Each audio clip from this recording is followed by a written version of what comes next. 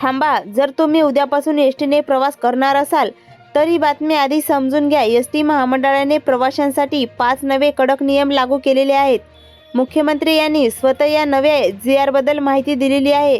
पुढील 24 तासात काही लोकांसाठी हाफ तिकीट योजना बंद होऊ शकते. आता एसटीच्या विशेष अधिकाऱ्याकडून गाड्यांमध्ये थेट पडताळणी सुरू झालेली आहे.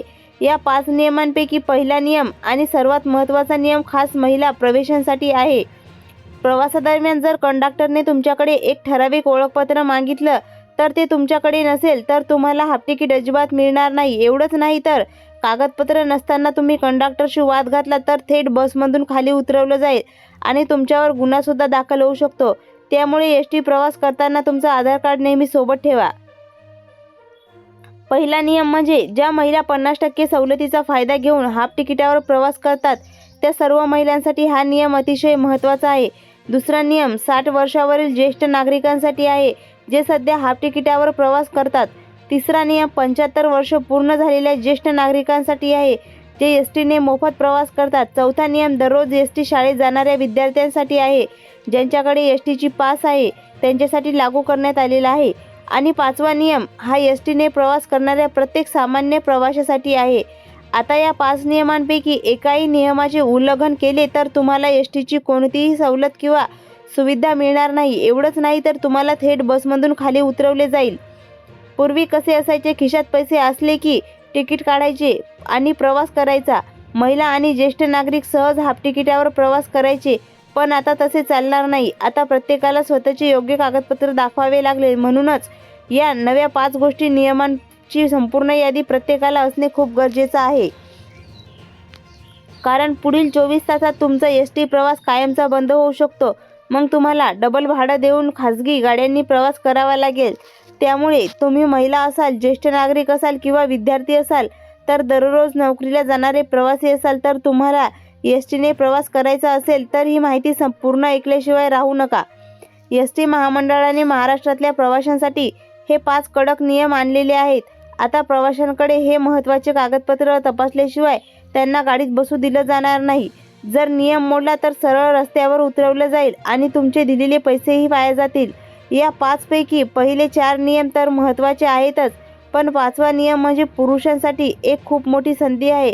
पुरुषांच्या फायद्याचा हा मुद्दा ऐकल्याशिवाय अजिबात जाऊ नका. पण त्याआधी आपण ते पहिले 4 अटी समजून घेऊया. पहिला नियम आहे महिला प्रवाशांसाठी ज्यांना एसटीत 50% सूट मिळते. आधी फक्त ज्येष्ठ नागरिकांनाच अर्ध तिकीट मिळायचं, पण गेल्या वर्षापासून महिलांनी ही सवलत दिली जात आहे. अनेक महिलांना या सवलतीचे बारकावे माहीत नाहीत, ज्यामुळे त्यांना प्रवासात त्रास होऊ शकतो किंवा त्याची सवलत रद्द होऊ शकते. म्हणूनच सरकारने महिलांच्या अर्ध्या तिकिटासाठी हा मुख्य नियम जाहीर केलेला आहे.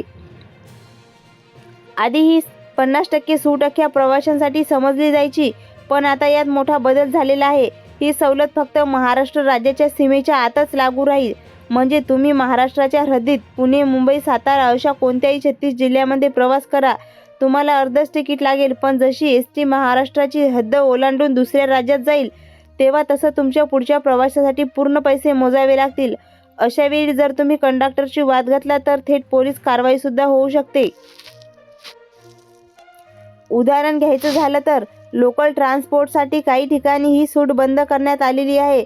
जर तुम्ही कल्याण, ठाणे, पनवेल किंवा पुणे, पिंपरी चिंचवड अशा सिटी बसने प्रवास करत असाल तर तुम्हाला 100% पूर्ण तिकीट दर द्यावा लागेल. ऑनलाईन बुकिंग केली असेल तर कोणतीही अतिरिक्त सूट किंवा रिफंड मिळणार नाही. त्यामुळे या नव्या नियमामुळे पहिल्या, महिलांनी कंडक्टरशी वाद घालू नये, नाहीतर कायदेशीर कारवाई घेऊन तुमचा एसटी प्रवास कायमचा बंद होऊ शकतो.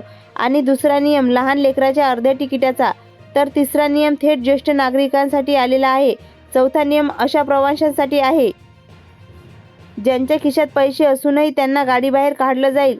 आणि 5वा नियम म्हणजे पुरुषांची लॉटरीच लागलेली आहे. तर आता तिसरा नियम थेट ज्येष्ठ नागरिकांसाठी आलेला आहे. चौथा नियम प्रवाशांसाठी आहे ज्यांच्या खिशात पैसे असूनही गाडीबाहेर काढलेले जाईल. तर आता हा दुसरा नियम, मुलांच्या तिकिटासाठी ओळखपत्र सोबत ठेवणं गरजेचं आहे. आधी कसं असायचं, कंडक्टर फक्त तोंडी विचारायचे की मुलाचं वय किती आहे आणि तिकीट देऊन टाकायचे. पण नियमानुसार फक्त 5 ते 12 वर्षाच्या मुलांनाच 50% सवलत मिळते. कित्येकदा मुलं 12 वर्षाच्या पुढे गेलेली तरी पालक खोटं सांगून पैसे वाचवायचे. पण आता ही लबाडकी चालणार नाही. मुलाचं ओळखपत्र दाखवणं आता एकदम सक्रिय केलेलं जाणार आहे. जर कंडक्टरला जरासुद्धा शंका आली तर तो हक्काने वयाचा पुरावा मागेलच. जन्मदाखल्यावरची जन्मतारीख सगळं खरं सांगते, त्यामुळे वयाची फसवणूक आता अजिबात चालणार नाही. दाखला नसेल किंवा दाखवायचा टाळाटाळ केली तर कंडक्टरला तुम्हाला पुढच्या स्टॉपवर खाली उतरवू शकतो आणि खोटी माहिती दिल्याबद्दल पोलिसात तक्रारसुद्धा होऊ शकते. आता तिसरा नियम. हा नियम 75 वर्ष ओलांडलेल्या आजी आजोबांसाठी आहे, ज्यांना अमृत ज्येष्ठ नागरिक योजनेचे अंतर्गत 1 रुपयाही न देता 100% प्रवास मोफत सवलत मिळते, तर 60% ते 75 वयोगटातील ज्येष्ठांना 50% अर्ध्या तिकिटाची सवलत मिळते. पण थांबा, इथे एस टी प्रशासनाच्या हाती एक असा धक्कादायक प्रकार लागलेला आहे ज्याने संपूर्ण यंत्रणाच हादरून गेली. काही लोक चक्क ओळखपत्रात स्वतःचं वयच बदलवून टाकतात. विचार करा, प्रत्यक्ष जन्म 1995चा आणि वय 70 वर्षे, पण मोफत प्रवासाच्या महापायी कागदावर 1950 दाखवून स्वतःला 75 वर्षाचे दाखवतात. पण आता सावधान, या प्रकारावर सरकारची कडक नजर आहे. कंडक्टरला स्पष्ट असे आदेश देण्यात आलेले आहेत की प्रत्येक कागदपत्र नीट पारखून तपासा. जर खोट्या कागदपत्रावर प्रवास करताना पकडले गेलात तर गाडीतून थेट बाहेरचा रस्ता दाखवला जाईल.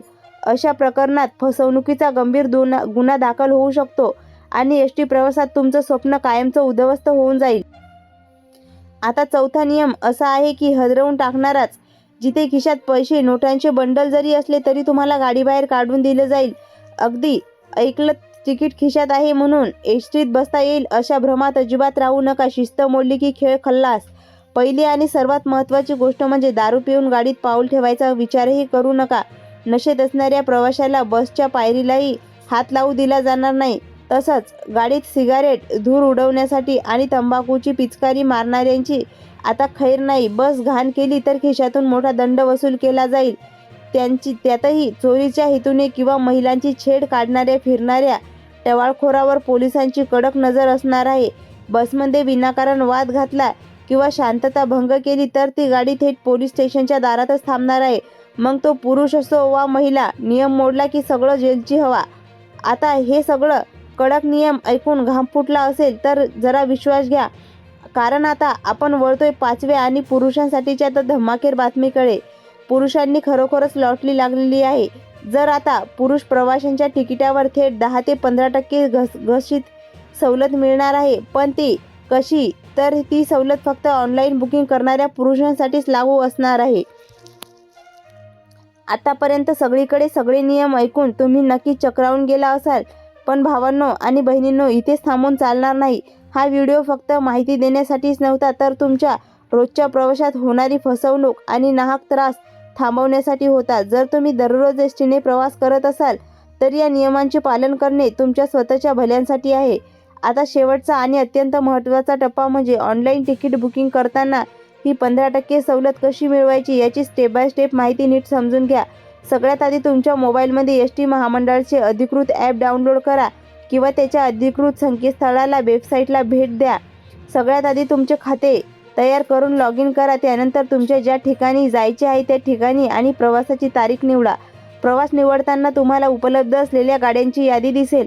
त्यातून योग्य बस निवडा. सीट सिलेक्ट करताना तुमची आवडती जागा निवडा आणि प्रवाशांच्या माहितीमध्ये तुमचे खरे नाव, वय आणि अचूक माहिती भरा. पेमेंट ऑप्शनवर जाण्यापूर्वी सवलत मिळवण्यासाठी प्रोमो कोडचा पर्याय निवडा आणि UPI, डेबिट कार्ड किंवा नेट बँकिंगद्वारे त्वरित पेमेंट करा. तिकीट बुक होताच तुमच्या मोबाईलवर मेसेज आणि डिजिटल तिकीट येईल, जे दाखवून तुम्ही अगदी आरामात प्रवास करू शकता. ही साधी आणि सोपी पद्धत वापरली तर तुमचा वेळ, पैसे आणि मनस्ताप तिन्ही वाचेल. मला आता कमेंट करून नक्की सांगा, एस टी महामंडळाने घेतलेला हा निर्णय तुम्हाला पटला आहे का? यातील कोणकोणत्या नियम तुम्हाला सर्वात जास्त आवडला आणि कोणता नियम अन्यायकारक वाटतो? तुमच्या भागात एस टीची सेवा कशी आहे? कंडक्टर किंवा ड्रायव्हरकडून तुम्हाला कधी असा वाईट अनुभव आला आहे का? हे खाली कमेंट बॉक्समध्ये नक्की लिहा. तुमचा विचार एक आणि कमेंट खूप महत्त्वाची आहे, कारण तुमच्या आवाजामुळे प्रशासनाला जागा येऊ शकतो. हा व्हिडिओ तुमच्या सर्व नातेवाईकांना आणि मित्र, विशेषतः रोज एस टीने प्रवास करणाऱ्या प्रवाशांना नक्की शेअर करा, जेणेकरून त्यांची फसवणूक होणार नाही. जर ही माहिती उपयुक्त वाटली असेल तर व्हिडिओला आताच लाईक करा आणि आपल्या OMT इन्फॉर्मेशन टेक चॅनलला नक्की सबस्क्राईब ठेवा.